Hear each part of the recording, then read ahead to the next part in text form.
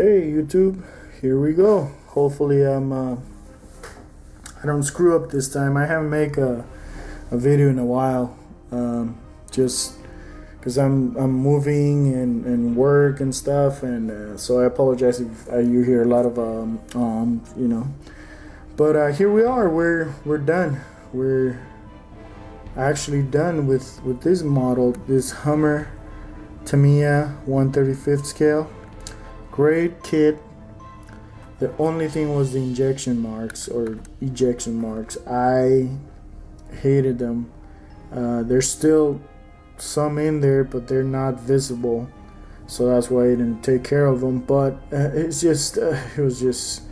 was really bad, and that's rare because Tamiya makes really good kits. Now the Humvee that they came out after, that one's a little better, and I'm planning on doing that one.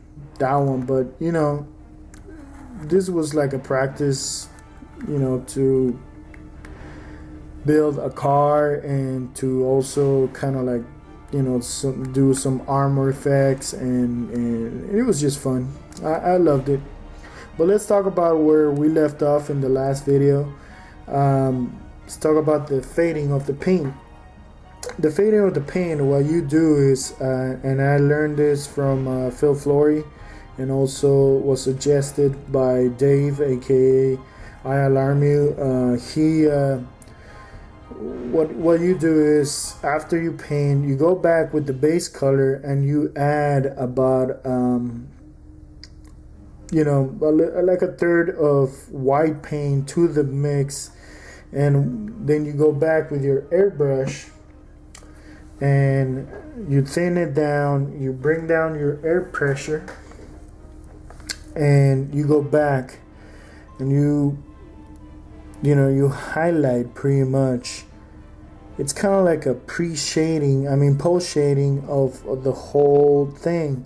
And what it does is just fades the paint and it gives it that older look, that kind of like faded look that I was looking for, and it came out really good. I mean, I was surprised on how the effect came out. I wish I would have shown the effect before the dusting, because the dusting was kind of like a double fading of the whole thing. And with the dusting, I used Tamiya's buff XF57. You thin it really down, and the rule of thumb with when you do dusting with the airbrush, and what you do is, remember this: the thinner the paint, the lower the PSI, the lower the pressure. So you want to lower your pressure on your airbrush, and you thin the crud out of the paint. You can use different paints. I mean, you can use khaki, any earth color, made by any manufacturer. You can use. You just thin it really low, really down, and then your pressure really low, and you just go over the whole vehicle with it. You concentrate on the parts, for example, that will collect more dust. For example, around the tires on the vehicle, the windows, you want to touch them up a little bit. I also tried mask for the windows, and really didn't, it's more complicated than what it sounds, but you have to really cut them sharp and really need to get that wiper, windshield wiper effect. And it didn't come out really good, but it's my first time, so I'm not gonna say, hey, I did it wrong. I just I learned. In this hobby there's no mistakes. Everything is a learning experience. So I had a couple learning experiences on this, but the dusting itself, it came out really good. For the mud effects, the dried mud effects, what I did is I used a tip that I was given to me by Mike Otis. He's the vice president for the IPMS club where I belong, and he brought in work in progress, and I saw his mod effects, and I was like, dude, that looks really realistic. How did you do that? And he goes, just very simple. You grab any type of earth color, acrylic will be what I will suggest, and that's what he suggested to do. And since I was doing all the dusting with using Tamiya's buff, I said, well, why don't I just use that? So what you do is you take this and a container, you throw the paint in there, and then you add baking soda. And depending on how thick you want the mud, then that's how much you will add. If you want it to be real thick, then you add more baking soda. But what it does is it also dries it as flat as it can be. And that's what I wanted, because I wanted my model to look weathered with mud, but not to be like a fresh mud kind of effect, you know. I wanted to be more like, it went through the mud, but it's been a while since it had been in the mud, so pretty much dried mud, you know. And that is what I wanted to achieve, and it came out really good. I mean, like I said, you know, I concentrated on the lower parts of the vehicle. Let me remove this so that I could show you the bottom. Okay, the interior, I overdid it the first time, but the second time, what I did is I just threw a wash using Tamiya Sky, kind of brought down the tone and gave her a little bit cleaner look, because it was way too dirty.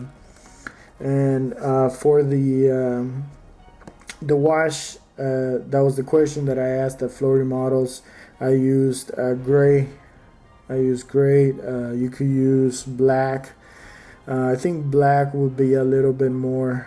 It would be better, but I used gray just to, because I wanted to dirty it up, but I overdid it the first time, so I went back and I just did a wash with Tamiya Sky. Okay, let's back to the mud. Here's the bottom. See all that? It works out great. I love the effects, you know. It dries super flat and the chunks are there. Remember how I put diluted putty? That actually worked out really good. And what you do is just be as random as you can and don't be intimidated by it. Just grab the brush, dip it in there, and just go to town with it. The more random you are, the better effect. And you know, it came out really good.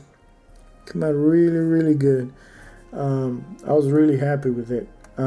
Now, I'm very new at this, and for the next time, what I'm gonna do is I'm gonna glue the wheels, the tires at the end, so that way I could get in there and really do the mud.